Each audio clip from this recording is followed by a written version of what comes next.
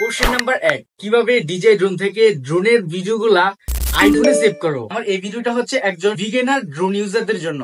তো দেরি না করে চলে যাচ্ছি মূল টপিকে।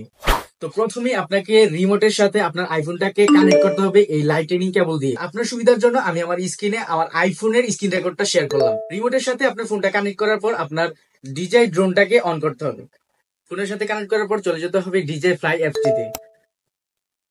তারপর আপনাকে এই যে এখানে একটা ইন্টারফেস দেখাবে ইউটিউবের আইকনের মতো, এই যে ভিডিও প্লে, এখানে ক্লিক করবেন।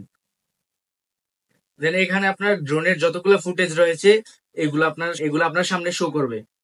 এই যে আমার ভিডিওগুলো রয়েছে, এই যে আমি আমার প্রথম ভিডিওটা সেভ করবো এখন।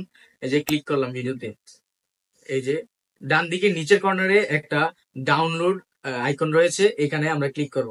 এই যে তারপর আমার এই ভিডিওটা, এই যে এটাও ডাউনলোড দিলাম। তো এখন এই যে উপরে দেখা যাচ্ছে ডাউনলোড হচ্ছে, এই যে দেখা যাচ্ছে যে আমার ভিডিওটা ডাউনলোড হচ্ছে। তো ডাউনলোড হলে আপনাদেরকে অবশ্যই দেখাবো যে আমার আইফোনের গ্যালারিতে আমার এই ভিডিওগুলো সেভ হয়েছে।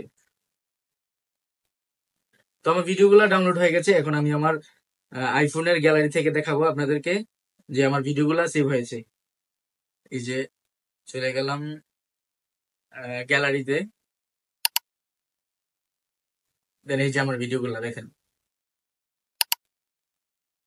তো এভাবে খুব সহজে যে কোনো ফোন দিয়ে, হতে পারে আইফোন অথবা অ্যান্ড্রয়েড, এভাবেই আপনি আপনার ডিজে ড্রোন থেকে ভিডিও ফুটেজ গুলা খুব সহজেই ডাউনলোড দিতে পারবেন।